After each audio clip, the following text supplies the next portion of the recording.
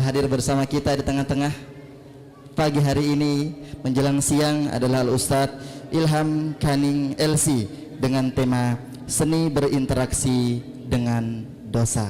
Fa'alaihi falyatafaddal mashkur.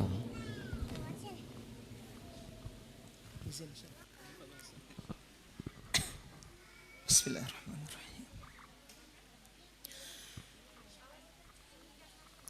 Assalamualaikum warahmatullahi wabarakatuh.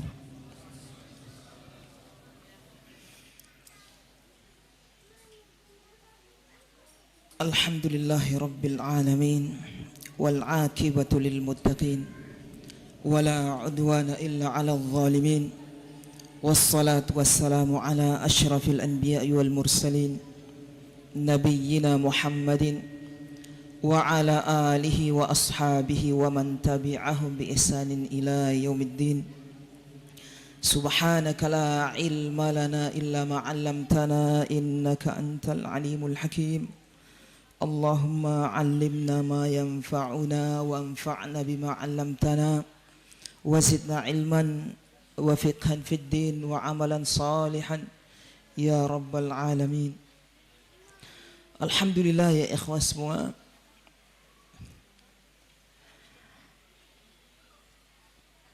Saya ucapkan jazakumullah khairan kepada antum-antum semua, kepada para panitia, kepada para asatidzah dan siapa saja yang terlibat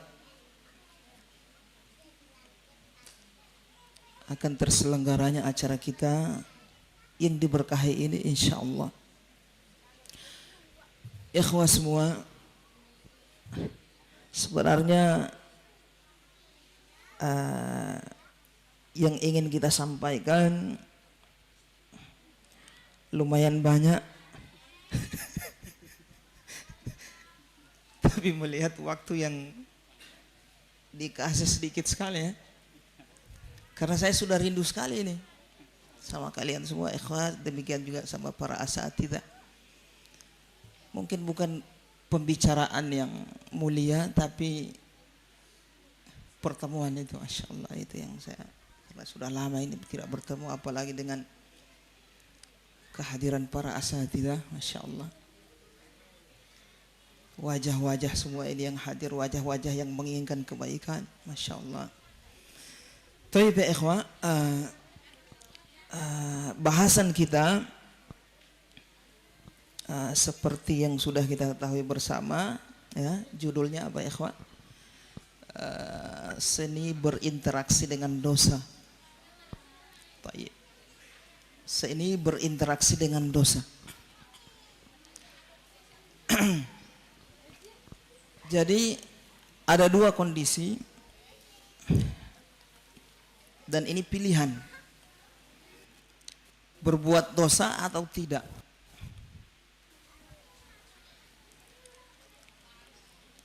Ketika berhadapan dengan dosa, ada orang yang berusaha mengekang hawa nafsunya sehingga tidak terjerumus. Yang kedua, ada orang yang karena lemah ma'rifat, keimanannya kepada Allah, terjerumus dia. Tapi yang kedua ini bertobat kepada Allah Subhanahu wa taala. Mana yang lebih utama ya ikhwan? Orang yang tidak terjerumus atau orang yang terjerumus kemudian dia kembali dengan bertobat kepada Allah Subhanahu wa taala? Baik. Kalau kita lihat sabda Rasulullah sallallahu alaihi wasallam, kita perhatikan, at-taibu minadz-dzanbi kaman la dzanbalahu. Orang yang bertobat dari dosa itu sama seperti orang yang tidak berbuat dosa. Ya kan? Orang yang bertobat dari dosa sama seperti orang yang tidak memiliki dosa. Dari hadis ini kalau kita lihat penjelasan para ulama, sesuatu yang diserupakan dengan sesuatu yang lain yang diserupakan atau objek yang menjadi penyerupa yang diserupakan dengannya ini tentu lebih mulia. Paham di sini ikhwan? Seperti ini, dia ini di pemuka ini sama dengan sana. Mana yang lebih yang apa namanya yang dia inginkan dalam hal ini? Nah, adalah yang diserupakan tadi.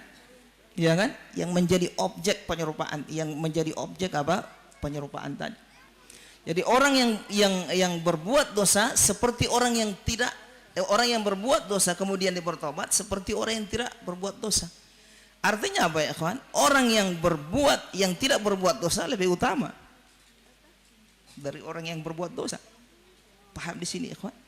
Karena orang yang berbuat dosa setelah itu dia bertobat seperti orang yang tidak berbuat dosa, seperti artinya derajatnya di bawah itu. Paham di sini, kawan? Jadi berusaha ya ikhwan ketika berhadapan dengan dosa untuk tidak terjerumus. Ini kondisi yang lebih utama, afdal. Baik ya ikhwan, kita kekang nafsu kita tentunya dengan kekuatan iman, bantuan dari Allah, memohon doa kepada Allah agar tidak terjerumus. Ini kondisi yang lebih bagus. Tapi kalau kita terjerumus, segera kembali. Taib. Tapi yang pertama lebih utama daripada yang kedua. Taib, kita akan akan membahas semacam apa ya, strategi atau kiat-kiat ketika orang terjerumus ke dalam dosa agar dia selamat, sehingga begitu berjumpa dengan Allah dia akan menjadi orang yang beruntung dengan dosa yang dia lakukan. Dengan dosa yang dia lakukan. Taib, kiat yang pertama ya ikhwah, yang pertama yaitu hati kita harus hidup. Hati harus hidup ya ikhwah. Hidup dengan apa? Dengan rasa takut kepada Allah dan rasa malu. Rasa takut dan rasa malu. Ini modal utama ya ikhwah. Ketika kita berhadapan dengan dosa, modal utama atau sudah terjerumus ke dalam dosa, modal utama kita adalah punya rasa takut kepada Allah. Dan ini tentunya akan terpupuk dengan seiring berjalannya waktu kita belajar. Ya kan? Sesuai dengan ma'rifat, keilmuan yang kita miliki. Karunia kekuatan iman yang diberikan oleh Allah Subhanahu wa taala. Memiliki rasa takut dan rasa malu. Taib. Ini harus ada ya ikhwan. Nah, orang yang sudah memiliki rasa malu, rasa takut kepada Allah, ketika dia terjerumus ke dalam dosa, dia tidak akan dia dalam berbuat dosa itu tidak akan nyaman gitu. Merasa saya berbuat dosa akan turun azab Allah Subhanahu wa taala. Risih dia, tidak nyaman. Tidak tenang hatinya dalam ketika berbuat dosa tadi. Ini modal. Kalau ini hilang, maka berada pada level yang lain, itu bukan level kondisi orang yang hatinya mati. Orang hatinya mati, orang yang mati biar dibikin apa, dia tidak merasa apa-apa itu. Ya kan? Kalau orang hidup antum lukai, sakit dia. Ya kan? Demikian juga orang yang hatinya hidup ketika dia berbuat maksiat akan merasa sakit. Akan merasa pedih, sakit hatinya. Tidak nyaman. Nah, itu yang nantinya akan membuat dia tidak berlama-lama dalam dosanya. Dia akan cepat kembali. Ini yang pertama, harus ada modal utama, harus kita punyai, yaitu rasa takut kepada Allah dan malu kepada Allah Subhanahu wa taala. Sudah diberikan nikmat begitu banyak, ketika berbuat dosa masih diampuni oleh Allah, tidak langsung diazab, diberikan rezeki lagi oleh Allah, bikin dosa tidak malu. Itu harus ada ya ikhwan. Ini yang pertama. Kemudian ya ikhwan, yang kedua, jadikan beberapa dosa yang akan saya sebutkan ini menjadi dosa yang sangat mengerikan bagi kita, dan memang dosa yang mengerikan, dan jangan dekati dosa tersebut. Apa itu? Yang pertama, kekufuran dan kesyirikan. Jangan sampai kufur ya ikhwan. Kufur keluar dari iman, berarti kafir. Dan jangan sampai berbuat syirik. Kalaupun seandainya terjerumus ya kembali. Tapi jangan sampai, karena kalau mati kita dalam keadaan berbuat syirik kufur, selesai kita. Karena Allah tidak akan mengampuni dosa kekufuran kalau dia mati dalam keadaan kufur. Tidak akan mengampuni kesyirikan, hatta syirik kecil pun itu tidak akan diampuni oleh Allah Subhanahu wa taala. Berdasarkan keumuman firman Allah taala, innallaha la yaghfiru ayyushraka bihi. Sesungguhnya Allah itu tidak akan mengampuni ayyushraka bihi, dia dipersekutukan. Kalau kita mau ayyushraka bihi itu dalam bentuk nakirah. Dan ini konteks apa ini? Konteks apa? Penafian umum. Mau syirik besar, syirik kecil Allah tidak ampuni. Bedanya kalau syirik besar dia keluar dari Islam, kalau syirik kecil masih tetap Islam tapi Allah tidak ampuni. Jadi jangan sampai melakukan kesyirikan. Menunjuk, dan ini mengharuskan kita harus tahu kekufuran itu apa macam-macamnya. Kemudian kesyirikan itu apa macam-macamnya supaya kita bisa hindari. Ini jauhi ya ikhwan. Kadang bercanda juga berlebihan dalam perkara agama itu kekufuran, bahaya. Jangan sampai dekati ya ikhwan. Taib. Kemudian masih di poin kedua, yaitu dosa apa tadi? Yang harus kita berusaha jangan sampai terjatuh di situ. Dosa mengerikan karena Allah tidak mengampuninya. Yang kedua, dosa yang berkaitan dengan makhluk, hak makhluk. Kenapa? Ini dosa yang Allah tidak akan lepas kita. Tetap akan ditagih di akhirat. Amalan-amalan kita akan disuruh bayar itu dikeluarkan untuk membayar kezoliman kita kepada orang lain. Baik berkaitan dengan harta dia, ingat yang ahli muamalat, transaksi dengan orang, perhatikan. Dengan berkaitan dengan harta, darah, kehormatan, perhatikan ya. Itu Allah tidak akan lepas. Jadi mengerikan dosa itu. Berusaha sekuat mungkin jangan mendekati. Bukan cuma jangan terjerumus, jangan mendekati ke arah itu. Yaitu dosa yang berkaitan dengan kekufuran, kesyirikan. Termasuk juga dosa meninggalkan sholat. Sholat itu mati dalam meninggalkan sholat. Waliyatubillah. Taib. Kita tidak ingin membahas orang yang mengatakan kafir atau keluar dari Islam dan belum keluar dari Islam. Jadi mengerikan. Taib. Kemudian dosa yang berikutnya yang ketiga, jangan kita dekati, yaitu dosa yang kalau kita terjerumus susah untuk keluar, yang membuat kita kecanduan. Minuman keras, obat-obat apa ini terlarang ini.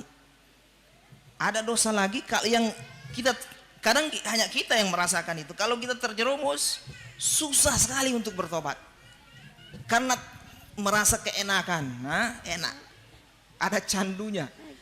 Itu kalau kita sudah bertobat berusaha untuk jauhi. Jangan coba-coba dekati situ. Kenapa? Karena kalau kita terjerumus susah untuk balik. Jadi dosa yang berkaitan dengan kesyirikan, kekufuran, dosa yang berkaitan dengan manusia, dosa yang membuat kita kecanduan itu dijauhi. Taib ya ikhwan. Adapun dosa-dosa yang lain antara antum dengan Allah Subhanahu, antara kita dengan Allah Subhanahu wa taala. Ya. Peluang besar kalau kita hindari dosa-dosa ini, insya Allah dosa-dosa yang lain itu antara kita dengan Allah, Allah Maha Pengampun. Peluang besar, maksudnya Allah mengatakan banyak dalam ayat bahwa dia Maha Pengampun. Wa inni laghaffarun liman taba, sesungguhnya aku itu banyak menerima tobat, banyak mengampuni orang-orang yang bertobat. Allah mengatakan wa ana aghfiru dzunuba jami'a, dan aku mengampuni dosa seluruhnya. Baik, paham ini? Ini ikhwan. Jadi tinggalkan itu. Kalau kita tinggalkan dosa-dosa yang mengerikan tadi, selain itu kalau kita terjerumus, insya Allah ada penanganannya di poin setelahnya. Kemudian yang ketiga ya ikhwan, yaitu jangan israr. Jangan terus menerus berbuat dosa. Kalau bikin dosa tidak mau balik, jangan balik. Allah mensifati orang-orang yang bertakwa, walam yusirru ala ma fa'alu wa hum ya'lamun, dan mereka tidak israr, terus menerus berbuat dosa. Kalau bikin dosa terus menerus tidak mau balik. Nah, ini jangan. Jadi kalau mau terjerumus, balik lagi. Tidak apa Ustaz, iya balik lagi. Kecuali sudah mati, kalau masih hidup masih kesempatan masih terbuka untuk bertobat. Paham di sini ikhwan? Jadi jangan israr. Kemudian yang ketiga, jangan la tukthir, jangan engkau memperbanyak atau menjadikan dosa itu sebagai kebiasaan. Karena menjadikan kita susah untuk keluar. Karena ada sebagian ya ikhwah, orang yang berbuat dosa itu kebiasaan dia. Justru beramal itu bukan kebiasaan. Ada orang seperti ini ya ikhwah, banyak. Mulai dari bangun tidur dosa, sementara makan bikin dosa, sementara berkendaraan bikin dosa, mau keluar dari mulutnya dosa itu semua. Waliyadzubillah, dalam kamar mandi bikin dosa, semua tempat ruang waktu terisi dengan dosa. Bahkan kalau beramal itu hanya ibarat kayak ketergelinciran. Ada orang seperti itu. Kalau beramal, tergelincir. Jadi tiap hari itu dia bekerja bikin dosa. Menjadi tren bahkan itu dosa. Jangan. Artinya apa ya ikhwan? Artinya jadikan dosa itu ketergelinciran. Kebiasaan kita adalah amalan soleh. Tergelincir, balik lagi, gitu. Tergelincir, balik lagi, gitu. Jadi kebiasaan kita ini adalah amalan soleh, minimal dalam perkara yang mubah. Jangan dibalik. Dosa yang jadi kebiasaan. Sampai-sampai ada temannya sholat, tidak mau, saya mutat terus. Masa diajak sholat dia bilang mutat terus dia? Maksudnya mau jadi terus berbuat baik, itu dia tidak mau. Kenapa? Karena kebiasaannya berbuat buruk, dosa. La haula wala quwata illa billah. Ada sempat dicerita itu sebagian teman, waliyadzubillah. Entah tujuannya mau bercanda atau apa, saya ceritakan hikayat supaya jadi bahan pelajaran ya. Jadi jangan menjadikan dosa sebagai kebiasaan. Jadikan ketergelinciran, tergelincir, balik lagi. Kembali lagi ke jalan. Karena kita ini hakikatnya menuju kepada Allah dalam perjalanan. Kalau nyungsap itu artinya? Kayak kendaraan itu bannya pecah atau mungkin mampir. Tapi setelah itu kalau bagus lagi jalan lagi itu. Menuju Allah Subhanahu wa taala. Jadi jangan jadikan dosa itu sebagai kebiasaan. Nah ini. Insya Allah kalau interaksi kita dengan dosa seperti ini, selamat kita bertemu dengan Allah Subhanahu wa taala. Baik. Kemudian yang ketiga, yang keberapa tadi lagi? Yang kelima. Yang kelima ya ikhwah, istighfar. Memperbanyak istighfar. Ustadz, masa bikin dosa istighfar? Ingat ya ikhwah, kekeliruan bahkan sebagian besar, bukan kalangan orang yang tidak belajar juga, dikira istighfar ketika berbuat dosa tidak ada manfaat. Keliru. Justru ya ikhwah, istighfarnya antum ketika berbuat dosa itu ada manfaatnya. Jadi di kondisi antum berbuat dosa, bukan berita untuk antum tetap istighfar. Kenapa? Itu memiliki kekuatan. Minimal akan mengekang kita. Istighfar tadi akan mereda hawa nafsu. Jadi jangan biar antum berbuat dosa tetap beristighfar. Istighfar tetap bermanfaat walaupun kita sementara berbuat dosa. Jadi keliru orang mengatakan istighfar nanti dia amalan soleh. Di saat berbuat dosa istighfar perlu, apalagi di amalan soleh. Itu ada manfaatnya. Paham di sini ikhwan? Jadi tetap istighfar, perbanyak istighfar. Itu akan mengekang kita nanti, akan membuat kita sadar nanti. Paling memperbanyak zikir terus. Kadang setan masuk, bikin dosa istighfar, munafik ente ini. Hah? Setan itu jangan dengar. Setan, karena setan tujuan apa? Kita terus menerus berbuat dosa. Tujuannya setan supaya kita apa? Tidak beristighfar walaupun berbuat dosa. Karena kalau kita tidak istighfar dalam keadaan berbuat dosa, lemah. Dia gulingkan, dia kurung, dia gembok, kita selesai, tidak keluar dari penjara maksiat tadi. Beristighfar supaya kita bisa keluar. Karena tipu daya setan itu lemah. Lawan dengan istighfar. Kemudian ya ikhwah, yang keberapa lagi? Yang keenam. Yang keenam taubat ya ikhwah. Ustaz tadi istighfar, taubat. Taubat itu beda dengan istighfar. Taubat lain, istighfar lain. Taubat itu apa? Berhenti dari dosa yang sedang ditunggangi, berhenti. Kemudian yang kedua, menyesal telah berbuat dosa, menyesal, dia caci dirinya, dia rendahkan dirinya. Menyesal. Kemudian yang ketiga apa? Berjanji, berazam tidak akan mengulangi dosa tadi. Itu orang kalau pada dirinya ada ini, bertobat sudah dia. Istighfar bukan syarat dosa, bukan. Istighfar itu antum jauh berhenti dari dosa, menyesal, berjanji tidak akan mengulangi. Bukan syarat bertobat itu tidak berbuat dosa lagi, tidak. Paham ini? Hatta walaupun setelah itu antum bikin lagi dosa yang sama, tidak membatalkan tobat yang sebelumnya. Yang kedua, antum bertobat lagi ketika dosa yang sama sampai 1000 kali, tidak membatalkan dosa-dosa yang tobat yang sebelumnya. Tetap bertobat ya ikhwan. Tobat. Baik. Apa? Baik ya ikhwan. Apa manfaat tobat? Yang pertama, membuat Allah gembira. Membuat Allah apa? Gembira. Lallahu afrahu atau asyaddu farahan bi taubati abdihi. Baik. Sesungguhnya Allah, kata Rasulullah SAW, sangat gembira kepada tobat seorang hamba daripada gembiranya orang yang kehilangan kendaraannya. Di situ ada makanan, di padang pasir, istirahat dia di bawah pohon, makanannya ada di kendaraannya, di onta. Bangun dia so tidak ada itu onta, kong tidak ada kampung jauh. Dia cari-cari, muter-muter tidak dapat, putus asa, sudah somati kita ini.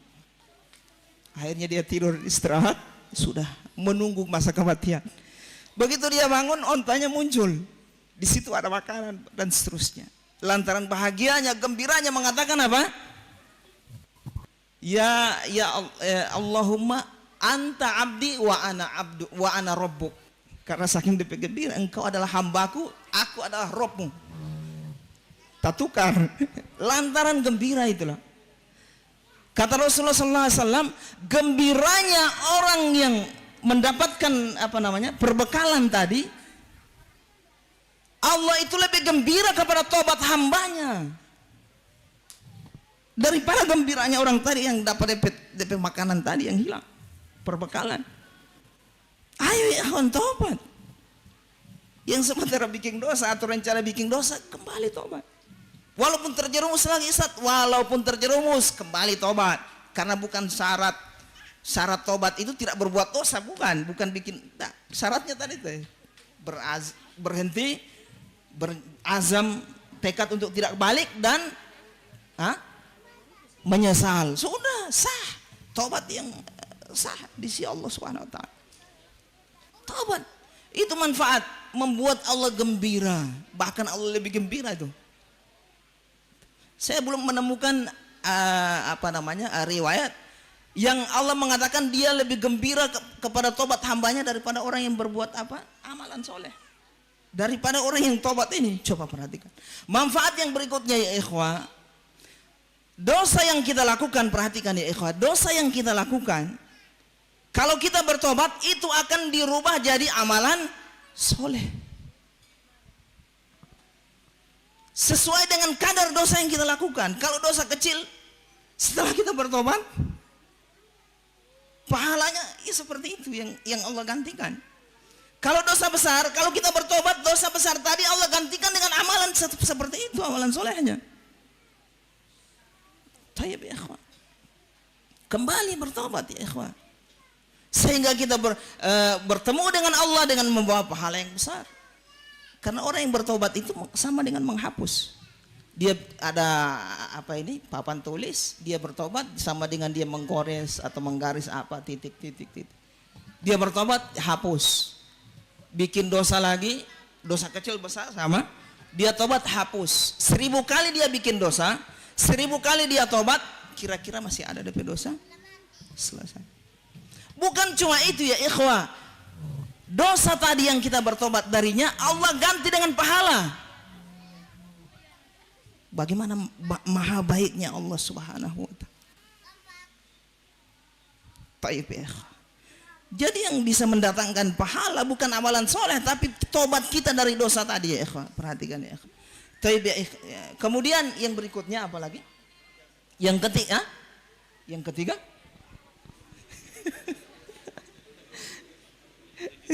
Taib yang ketujuh. Taib poin-poinnya. Oh manfaat, sudah manfaat itu saja dulu, banyak sekali. Taib yang ketujuh, taib paham di sini ya kawan. Jadi jangan bosan, bertobat terus kepada Allah. Terjerumus lagi, tobat lagi, terjerumus lagi, tobat lagi, terjerumus. Sampai kapan Ustaz? Sampai setan bosan. Masih hidup kecuali sudah mati. Ya kan? Tobat. Tobatnya kita tadi diganti dengan amalan soleh. Tidak mau. Ya kan? Taib. Faulaika yubaddilullahu sayyiatihim hasanat. Mereka orang-orang yang bertobat itu Allah gantikan dosa mereka dengan hasanat, kebaikan. Subhanallah. Dihapus baru diganti dengan amalan soleh, dengan pahala. Tidak mau ikhwah, tidak mau bertobat kepada Allah Subhanahu wa taala. Perbanyak tobat. Tapi ini Ustaz bolak-balik ini bukan munafik ini Ustaz. Bukan. Tobat kembali kepada Allah Subhanahu. Kemudian yang ketujuh ya? Ke-8. Sudah tobat saya cuma ulang tadi. Yang ketujuh, Pak. Ustaz. Yang ketujuh, iringi ya ikhwah dengan amalan soleh. Diiringi tobat kita, dosa yang kita lakukan dengan amalan soleh. Innal hasanat yudhibna sayyiat. Sesungguhnya dosa-dosa itu, sesungguhnya kebaikan-kebaikan itu amalan soleh akan menghapus apa? Kejelekan, menghapus dosa. Iringi dengan amalan soleh. Tiap antum berbuat dosa, sholat, sedekah, ya Allah, saya sudah berbuat dosa ya Allah, ini saya bersedekah ya Allah, ampunilah dosaku ya Allah. Begitu masuk waktu sholat, ya Allah saya sudah berbuat dosa dari pagi sampai malam ini ya Allah. Masuk sholat maghrib, dia sholat, mengakui kesalahannya itu, ampunilah dosa, Allah ampuni. Hati harus hidup, ini dulu syaratnya, hidup atau tidak. Kalau yang mati selesai. Orang yang hatinya mati, dosa itu menjadi nikmat. Tidak kayak orang tidak berbuat dosa, jangan sampai seperti itu ya. Kalau itu waliyadzubillah, innalillahi wa inna ilaihi raji'un. Mati sudah itu. Taib itu apa? Diiringi dengan amalan soleh. Taib ya ikhwah, perhatikan ya ikhwah, harus kita kalkulasi itu amalan soleh dengan dosa. Jadi kalau kita berbuat dosa, iringi dengan kebaikan. Ingat, yang di akhirat itu ditimbang amalan soleh kita dengan keburukan kita, dosa kita. Ya, yang timbang keburukannya lebih banyak, masuk mana? Masuk neraka. keburukannya lebih banyak, masuk neraka. Kalau kebaikannya lebih banyak, masuk surga. Dan bisa dipastikan orang yang masuk neraka karena pertimbangan-timbangan amalan tadi adalah orang yang amalannya berarti sedikit. Itu hampir dikatakan tidak dia berbuat amalan. Kenapa? Karena dosa itu tidaklah dibalas kecuali dengan yang serupa. Tapi kalau amalan berapa balasannya, ikhwah? 10. Kalau antum Allah membawa dosa 1000, amalan 1000, masuk surga antum? Masuk. Karena satu amalan balasannya 10 yang paling kecil itu pahala paling minimal. Karena bisa Allah lipat gandakan pahala satu item. Kalau dosa 1000, amalan 1000, berarti ini kali 10 berapa? Hah? 10.000 ya Ustaz? Hah? Banyak banyak pahala kita. Sementara dosa cuma 1000 karena tidak akan dilipat gandakan itulah.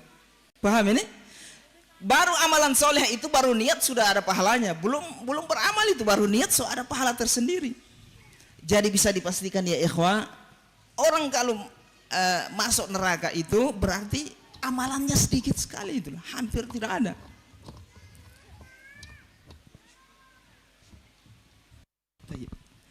Paham di sini ikhwah ya?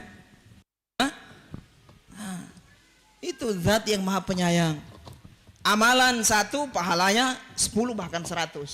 Dosa 1 dosanya 1. Ya harus dikali-kali seperti itu. Masa untung rugi masalah perdagangan dunia kita, untuk mana yang bisa merugikan menguntungkan tidak hitung-hitung. Yang menguntungkan kita di akhirat masa merugikan kita di akhirat, masa kita tidak hitung-hitung? Harus hitung. Paham di sini ikhwan? Karena di akhirat kan ditimbang ya, Allah lewat timbangan itu. Tapi ikhwah, jadi sepakati ikhwah beramal, bertobat kepada Allah. Ketika terjerumus dosa, bertobat dan iringi dengan amalan soleh. Iringi dengan amalan soleh. Kemudian ya ikhwah, apa lagi yang keberapa ini? Yang ke-8. Bukan ke-9, yang berikutnya lah. Jangan putus asa ya ikhwah dari dosa. Yang ke-9 sudah itu ya? 9 ya? Saya berarti ada keliru tadi. Quick count. Keliru masih. Jangan putus asa. Allah mengatakan, ya ibadiyalladzina asrafu ala anfusihim la taqnatu mir rahmatillah. Wahai hamba-hambaku yang asrafu ala anfusihim. Israf itu bukan cuma DP dosa banyak ikhwan. Semua hampir penuh. Israf, berlebihan sekali sudah itu. Tetap Allah mengatakan la taqnatu mir rahmatillah. Jangan putus asa dari rahmat Allah. Innallaha yaghfirudz dzunuba jami'a. Sesungguhnya Allah itu mengampuni dosa seluruhnya. Jangan putus asa. Yang membuat putus asa itu adalah syaitan. Tetap kembali walaupun dosa apapun, sebanyak apapun, tetap kembali bertobat terus. Baik. Kemudian yang ke-10 ya ikhwah, jangan jauhi majelis ilmu ya ikhwan, teman-teman soleh itu yang terakhir. Di kondisi iman yang paling rendah, dosa yang begitu banyak, jangan tinggalkan majelis ilmu. Jangan tinggalkan teman-teman yang soleh minimal untuk berkumpul dengan mereka.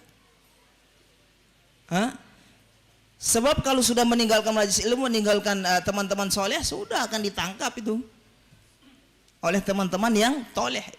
Kalau sudah bergabung circle apa namanya?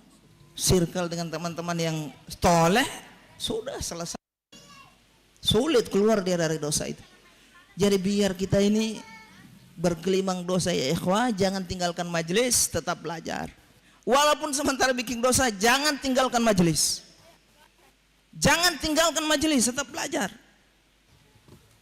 Istighfar ketika berbuat istighfar. Mudah-mudahan Allah, kalau Allah tahu hati kita hidup, hati kita itu dalam kondisi takut, Allah akan membantu kita. Nah, istighfar, merasa takut ketika berbuat dosa itu amalan soleh di dalam dosa.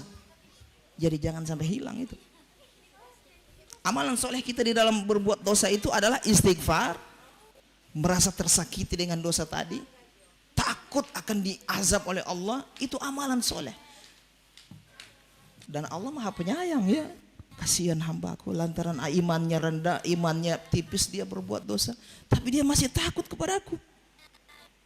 Menjadi penyebab apa? Allah akan mengampuni dosa kita, bahkan Allah akan menolong kita untuk meninggalkan dosa tersebut. Baik ya ikhwan. Ada kisah terakhir ya ikhwan, ada kisah pembunuh 100 nyawa, pernah dengar antum semua? Yang membunuh 100 nyawa. Dia datang kepada orang alim. Saya sudah membunuh 100 nyawa. Cuma dibunuh seperti itu. Apakah ada tobat bagiku? Kata orang alim tadi, iya ada. Mana apa yang menghalangi engkau dari dosamu dengan tobat kepada Allah? Tobat. Tapi kamu harus datang ke tempat orang-orang soleh di sana kalau mau bertobat. Tinggalkan kampungmu, datang ke tempat orang soleh, menunjukkan harus lingkungan juga mendukung teman-teman soleh, harus datang. Maksudnya fawaid dari hadis itu, ke teman soleh. Kemudian dalam perjalanan, dalam hadis itu orang ini meninggal, belum sempat ke daerah yang dituju untuk bertobat, dan ini orang belum punya amalan. Kemudian berebut ini malaikat rahmat dengan malaikat azab. Oh, itu punya aku itu. Malaikat rahmat mengatakan, oh tidak, dia ini sudah bertobat dan sudah menuju untuk memperbaiki dirinya. Oh tidak, dia belum punya amalan ini, membunuh 100 nyawa. Akhirnya Allah utus malaikat yang lain untuk menghakimi mereka. Bagaimana bentuk penghakimannya? Diukur dari tempat dia meninggal, mana yang lebih dekat, tempat orang yang soleh tadi yang akan dia datangi untuk bertobat, atau tempat asalnya. Karena penyayangnya Allah Subhanahu wa ta'ala, Allah kasih dekat.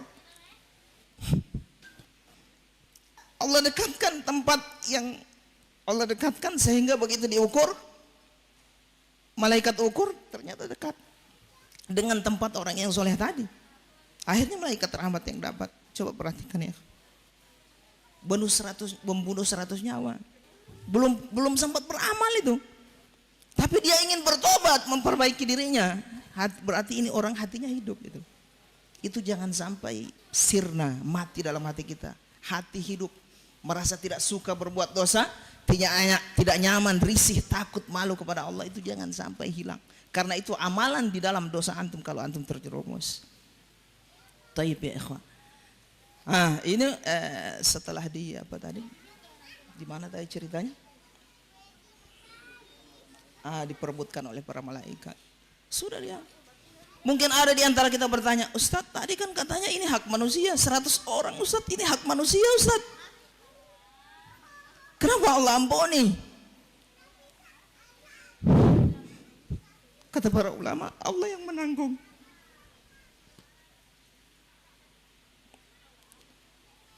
Hak yang 100 nyawa tadi dia bunuh, Allah yang menanggungnya. Kenapa? Karena Allah tahu kondisi hamba tadi. Demikian ya ikhwan. Mudah-mudahan menjadi ilmu yang bermanfaat. Dan jika ada kesalahan itu datangnya dari saya sendiri dan dari syaitan. Kalau benar itu dari Allah Subhanahu wa ta'ala. Baik ya ikhwan, alhamdulillah, Allahumma salli wa sallim ala nabiyina Muhammad. Selanjutnya saya serahkan kepada pengacara, fadhal. Nah, Masya Allah, kami ucapkan jazakallah khairan kepada Ustadz Ilham. Kalau pada mukaddimah beliau tadi, beliau mengatakan bukan pembicaraan yang mulia, tapi pertemuanlah yang mulia. Tapi setelah mendengarkan nasihat dari Ustadz dan para asatidzah, ternyata keduanya sangat kita rindukan. Dan semoga hadirnya kita di tempat ini menambah semangat lagi untuk beribadah kepada Allah Subhanahu wa ta'ala. Para jemaah yang dirahmati oleh Allah Subhanahu